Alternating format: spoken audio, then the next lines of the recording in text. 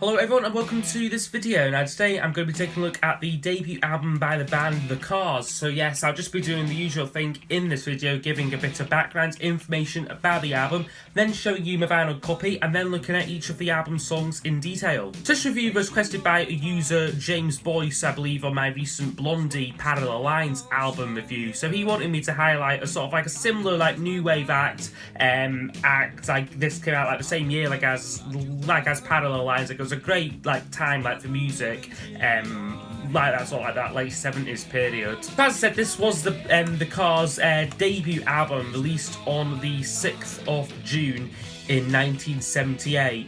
The band had their origins in Boston. They formed in 1976, and like previous like to the Cars, like the members had all been playing like in various bands like in like the early 70s. The Cars though originally found like some level like of success playing like in clubs. However, because their music and like sort of like whole like aesthetic like sort of fitted into like the new trends of punk and new wave, and like also because like their music like was very like sort of like quite like radio friendly like as well, like compared to a lot of like sort of like perceived like sort of punk and like new wave bands, like they did get quite a lot of like record company interest. Local radio DJs in the Boston area like began to play like their demos. Like they started to get like sort of like quite noticed, like quite like well known locally, and like there was actually like a bit like of a fight between like two record companies like as to who the Cars would sign to, like Elektra and Aristar. Like both really wanted like to sign the band. However, in the end, Elektra was chosen because that label like didn't have like any like new wave acts. Like so, like the band felt that like they would get like a lot more like attention, like whereas like Aristar like had like a lot of like had like a lot of like these like new acts. Like so, like a lot more sort of like label competition. The album was produced by a guy, Ray Thomas Baker, who does a brilliant job producing this. This album is one of the best sounding records, like I would say, like of like the late 70s. And like I think soon after like the album came out, like the guys like in the band joked that like they should have called it the Cars' Greatest Hits, like which arguably like it kind of like would like sort of like turn out to be like sort of like their most popular songs that many of them are like on this record, like a bit like with Blondie like in Parallel Lines. Like it's sort of like such a sort of like iconic sort of signature album, and it was a very successful record for them. It sold 1 million copies by the end of 1978. It reached a peak of number 18 like in May of 1979. Like so it was one of these sort of slow burner albums, like one like which did take a few years to like really start selling. It stayed on the US charts for 139 weeks, and like in like the UK, it fared quite well, like especially like the singles, like which all done like quite well. Like they had like 2 like top 20 hits on it. However, the album itself only reached number 28 like in the British charts. So I will just now show you my vinyl copy. This is just a pretty basic like UK vinyl copy of it. So here's the cover. So apparently like the band themselves like aren't like too pleased that this cover like was chosen. Like it was one of like the only covers like not designed like by like I think the drummer usually like designed them, and he was also like a graphics designer. Like whether like the record company decided that this is what they wanted like on the cover, like I mean like it's very sort of like slick, like sort of like American like style cover, like which was probably like one of like the reasons like for like its like success. Like the band themselves like wanted something like a little bit more like sort of like bizarre, like an abstract, like which might have not like had like the same level like of like commercial success. There's the back of it there, just with a picture of them and the track listing like on the bottom. The inner sleeve looks like such, so we've got pictures of them all again and lyrics, and then just another sort of photo collage. And then this is just on the Elektra label, like as I said, the red Elektra, and this is I think there's a UK copy, like as far like as I know. So yeah, that is the vinyl record looked at. So I'll now go over each of the album songs in detail. There's 9 tracks in total here, so yes, I will score each track out of 10, and then those scores will be used to give us a overall percentage marking for the album.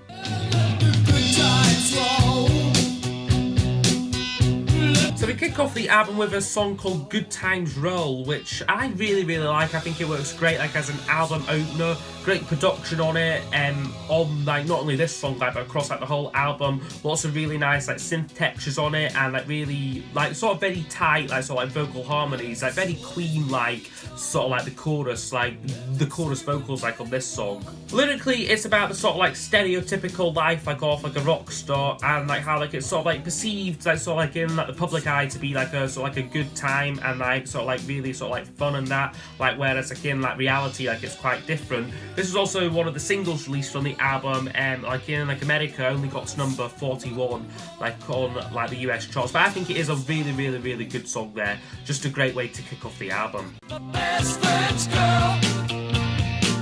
She's my best friend. And then we get possibly my favourite track, and I would say the most popular song like on the record. It's My Best Friend's Girl, which yeah, is just a classic like sort of like new wave single. Like I love the way the track sort of builds, like kind of from like the sort of like this sort of muted guitar riff like to like the hand claps coming in, and like then like as like we get like a bit more like into the verse, like sort of like the drum fill sort of comes in, we get like the main sort of chorus part and like the sort of like the and the main like chorus hook. It's just a really well produced, really well sung, well played like little pop song here, and like lyrically it's kind of like the classic scenario like of like a guy like who's jealous like a former girlfriend like who's now like sort of like dating like his like best friend. Yeah, like a great single, like reached number 3 like on like the UK charts, so very successful there. Unfortunately only got to number 35 like on like the US Billboard charts.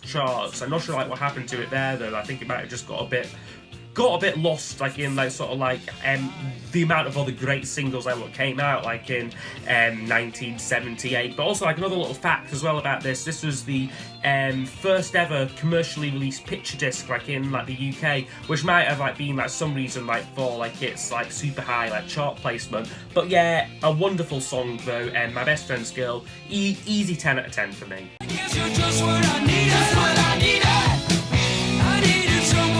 And the next one is another brilliant song. It's Just What I Needed, which was another one off the singles from the record. And yeah, this was probably the Cars' breakthrough song. Like this is a song like which sort of like got them noticed like originally like in like Boston, like they were demoing like this song and like the radio DJs like sort of picked up on it because it is a really great song. It's sung by the bass player Benjamin, or he sort of sings this song like with like a hint of like sarcasm, and like I love the way that the track just again it builds up like from like this sort of like raw like sort of like power chord riff to like this basically really glorious sort of real sort of like wall of sound like kind of like vibe like to it. This was the lead single from the album, and again it done pretty well like in like the UK, reached number 17 here, and number 27 on the US chart. So yeah, Just What I Needed, another gem.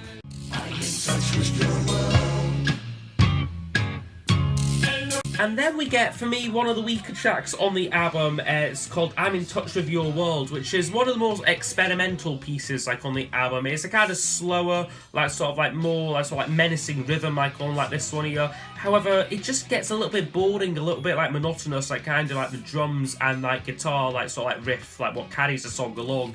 There's a lot of like really fancy like sort of like sound effects like throughout the song, which do date the track somewhat. Like whether I do quite like the kind of like the chorus line, like I think it's like what a lovely way to go, like that sort of bit like off it, like that sounds quite good. However, it's just a little bit too long for me, doesn't really do much. So yeah, like I'm in touch with your world would get a 6 out of 10 from me. Don't you stop, don't you stop, don't you stop. And then side one closes with another rather unremarkable song called Don't Ya Stop, which yes is a more sort of upbeat like rocking track here. Like it starts off pretty well, we've got a really nice guitar sort of tone on it. However, it's just absolutely nonsense like in like the lyrical department. Plus like that sort of chorus, like it does get quite annoying quite quickly, like I have to say. But still, like I mean, like not a terrible song, just not really like a sort of like a classic track for me. So yeah, we get another 6 out of 10 for that one. You're all I've got tonight. Thankfully though, side 2 is redeemed. We get a brilliant track to kick off called You're All I've Got Tonight, which I really love. I think it starts off really well. You've got these sort of tribal drums, like which kind of like stay like throughout the song. However, they sort of stack like so many other textures like on like top of them, like from like the sort of like guitar fills like throughout the track, like to like sort of like Benjamin, or I think it's Benjamin Moore like who sings this one, like it's sort of swaggering vocals to it. Really one like the more like memorable songs, like kind of like that sort of chorus line, like where like they sing the title, like it just really sounds like incredible. So yeah, 9 out of 10 for that one. Really great tune.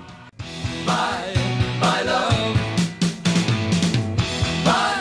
And then the next one on side 2 is called Bye Bye Love, which isn't the cover of the Everly Brothers song. It is an original like composition, and it is a very good song, I have to say. Really nice transition like from like the last track as well. Like all these songs on side 2 are kind of cross-faded like into like one another, like which I think is like really clever. Again, just another really solid performance. I really like the electric piano part like in this song.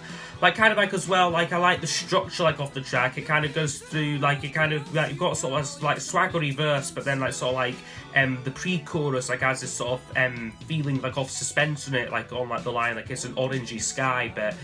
Plus they just sort of jam out like towards the end. Just sounds great. So yeah, like I would give this song the full 10 out of 10 for me. I think it's wonderful.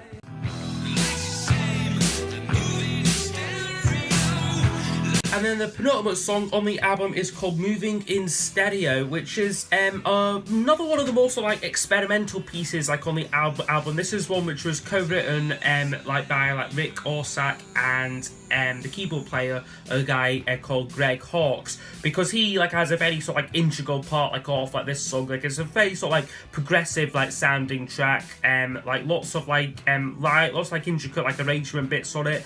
I mean, it's maybe a little bit dragged out, this song, like, towards the end. Like, it's about 5 minutes, like, this song. Like, they could have maybe cut down the length of it. But it is still a good song, like, overall. So we give it a 8 out of 10 for that one. So mixed up. And then we finish the album with a kind of ballad, like, for, like, the Cars. Like, there's a song called All Mixed Up, which I just really love, like, the way the song sort of closes the album. Like, it's a kind of, like, a sort of a big sort of, like, production piece. Like, again, it features, like, the usual very strong, like, musicianship, very strong production. Really nice, like, synth parts on it, like, as well. Like, I really like them on, like, the like, Leave It To Me, like, sort of, like, middle bit, like, with, like, this sort of, like, where this sort of like string sort of sample like sort of like running through like the track. Like, I think it like really works. Like I think it really works like fantastically. So yeah, a great way to end a great album. She's always out making pictures. So yeah, overall this album would score 86%. So I think that is a really fantastic score. This is a great album, you know, it's just great sort of quality rock music. I mean, maybe lyrically it's not the most profound, like, or like sort of like important or like significant lyrics, but you know, it's just like the production and like the musicianship wise, like what make this album quite hard to beat. I think one of the reasons for this album's kind of like success, like, is because it kind of straddles sort of like many aspects like of like the music world. Like, it has that sort of like that sort of very sort of corporate radio, like sort of radio friendly sound to it, but it's still kind of edgy and like sort of like credible, like as well, like to like the new wave and like punk set. And like, I think it really is just like the combination like of like the production and like Rick Orsack's like very approachable, very melodic compositions will make this one of the classic albums of its era. So that's my review of The Cars' wonderful debut album here. So yes, I hope you have enjoyed this video. As usual, if you have got any requests for future reviews, please do leave them down below, and I will see you all next time for the next video. Goodbye. Be alright.